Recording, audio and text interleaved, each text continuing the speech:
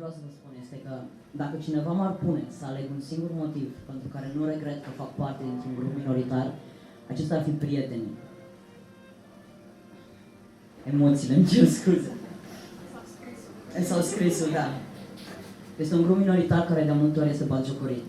Iar fără aliații pe care eu îi consider prieteni, care contestă normele sociale, de multe ori parcă mai înverșunați decât ești tu, acei oameni faini care se urcă cu tine în vârful unui tur cu apă sau pe terasa unui bloc, pentru că ți-ai propus tu să-ți marchezi tranziția într-un fel aparte, sau acei oameni care strigă la polițist aceștia de lângă ambulanță: nu este o femeie, este un bărbat care are CNP-ul, începe cu 2, îl cheamă Sasha și este un tip trans. Ce nu înțelegi?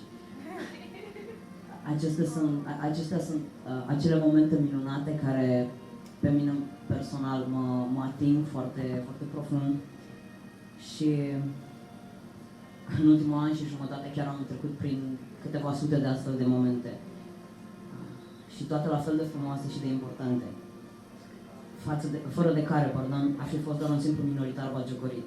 Poate că mi s-ar fi luat chiar și statutul de ființă și aș fi ajuns să nu mai fiu, pentru că lucrurile astea se întâmplă peste tot în lume zi de zi. Și totuși am avut ursitoare mișto care mi-au adus în viață cele mai prețuite daruri. Pe mine cel de acum și pe voi, cei alături de care lupt împotriva unui sistem de valori defect, plin de prejudecăți și putred în răutatea lui. Avem două misiuni clare în viață: să învățăm să ne iubim pe noi înșine și să învățăm să-i respectăm pe cei din jurul nostru. Greu, știu, dar nu e imposibil. Imposibil e cevaul acela pe care nu l-ai încercat încă. Îți trebuie curaj să poți afirma și susține că ești diferit și unic, mai ales într-o lume care nu te vrea altfel decât înrobit, împachetat și sigilat într-una dintre cele două cutii pe care ți le pune la dispoziție. Să te iubești înseamnă să evadezi și să susții dreptul la propria cutie, propriul tău spațiu unde să crești ca om și să evoluezi ca ființă.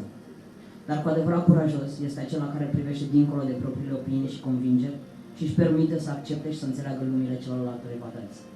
Câteva mii de astfel de lumi s-au stins și aș vrea ca măcar astăzi să simt că nu a fost în zadar.